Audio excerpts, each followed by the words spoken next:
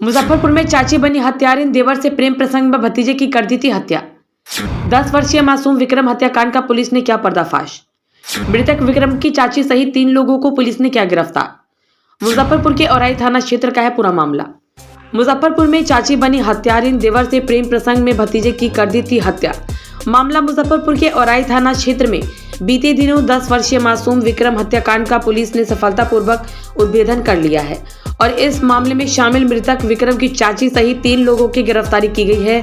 विक्रम की चाची इस घटना की मास्टरमाइंड थी और उसने हत्या को अंजाम देने के लिए मृतक विक्रम कुमार को बहला फुसलाकर पतंग खरीदने के बहाने ले गई और फिर उसको एक सुनसान जगह पर ले जाकर फसल से हत्या कर दी।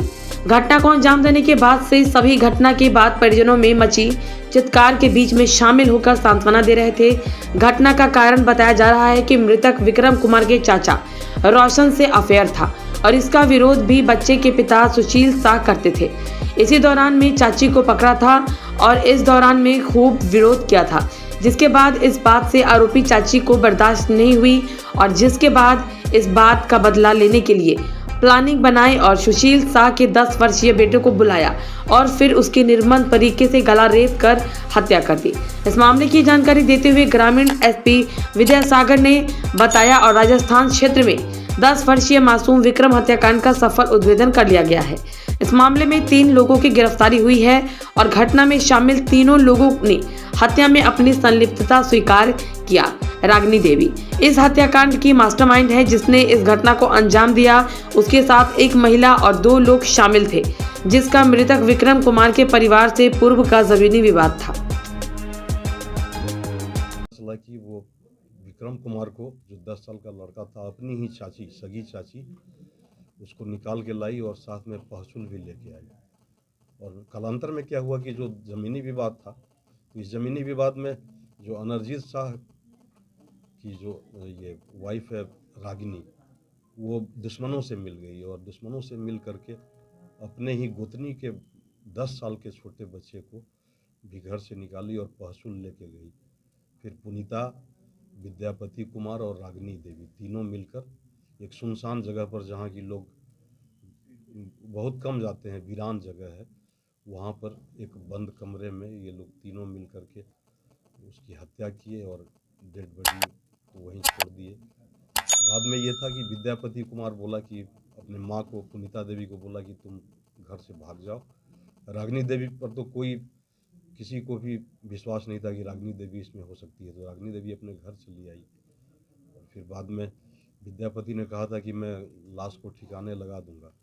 तो इस तरह से तीनों ही इस हत्या में एक ढंग से अपने की सेम इंटेंशन से शामिल हैं।